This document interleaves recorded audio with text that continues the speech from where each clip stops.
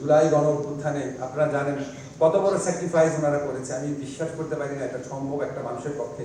ওনার চাকরি চলে যাবে, জেলে থাকতে পারে সারা জীবন, এবং অভিবাসন ব্যয় হারিয়ে ওনার পুরা পরিবার ওনারা চরম দুর্দশায় নিপতিত হতে পারেন।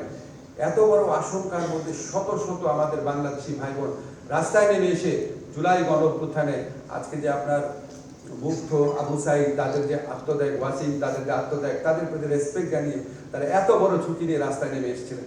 চরম মূল্য দিতে হয়েছে এই জন্য তাদেরকে অনেককে জেলে রাখা হয়েছিল, কারো বিদেশে থেকে বাংলাদেশ পর্যন্ত আসতে পারবে না কি এরকম অনিশ্চয়তা ছিল। জেল জীবনেও তারা খুবই খুবই খুবই দুর্দশাগ্রস্ত একটা সময় ওনাদের গেছে। আমাদের প্রধান উপদেষ্টা ব্যক্তিগত উদ্যোগে ওনারা ছয় ফেরত এসছেন।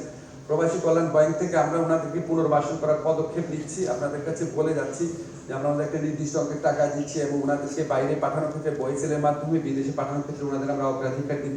প্রয়োজনে আমাদের দেশে যারা ব্যবসায়িক প্রতিষ্ঠান আছে, বড় বড় শিল্প গ্রুপ আছে, আমাদের সাথে যোগাযোগ করেছেন, ওনারাও কিছু কর্মীদের কর্মসংস্থানের ব্যবস্থা করবেন।